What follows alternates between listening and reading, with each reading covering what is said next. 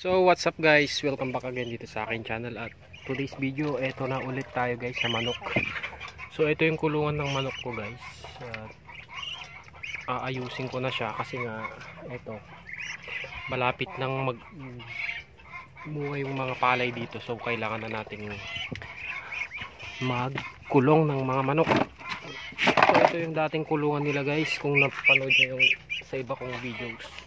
So ito yung mga manok ko ngayon guys, malalaki na sila. So ayan. So kailangan na natin talagang ikulong tong mga to. Dahil yun nga, simula nang mamunga yung mga palay. At hindi natin pwedeng hayaang makaperwisyo sila ng mga pananim. So ihahanda ko na tong kulungan nila.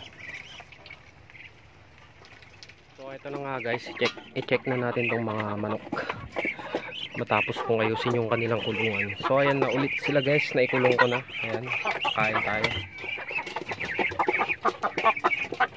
Ayan, sobrang lalaki na nila guys. So ayan na yung kanilang paitlugan guys, hinanda ko na rin. Kasi ready na tong mga to para pwede nang mag-breed para makapagparami na tayo. Pero hindi yung mga kapatid nilang mga tandang ang gagamitin ko kasi meron ditong dinala kahapon. So guys, isang malaking tandang. Ayan, dalawa yan guys. Hinahin yung isa. So ito yung gagamitin ko sa pag-breed guys. So mag-aayos ulit ako ng isa pang kulungan para maihiwalay ko tong mga tandang. Bali kasi itong tandang guys dito bali walo sila lahat. So hindi naman pwedeng ihalo ko na lang dyan kasi maglalaban-laban yung mga yan pagka nag-umpisa na silang magparami. So bali walo yung tandang niya guys, tsaka apat lang yung upa. Siguro gagawin ko na lang dito gawan ko sila ng bangkulungan para yun yung magiging nila, parang manada nila. Hindi kasi natin pwedeng itong breed nila guys kasi magkakapatid to Kailangan talaga crossbreed.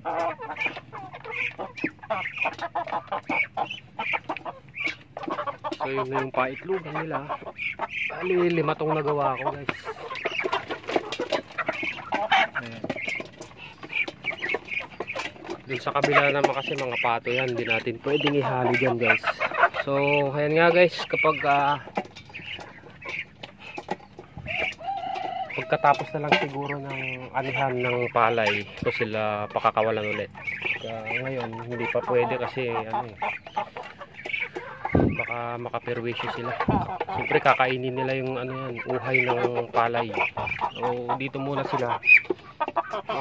Sa katapusan ng October ko siguro sila pakakawalan para mas sigurado.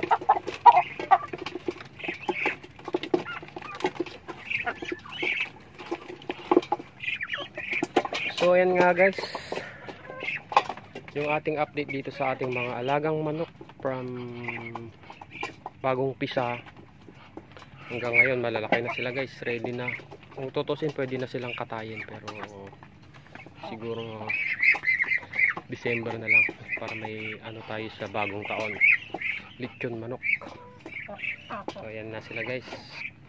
Panoorin nyo rin yung mga ibang video nila guys mula nung mapisa sila hanggang sa lumaki.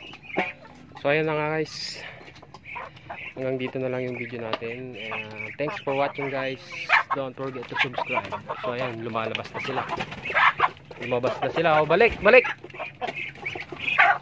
Pabalikin natin sila. Ayan.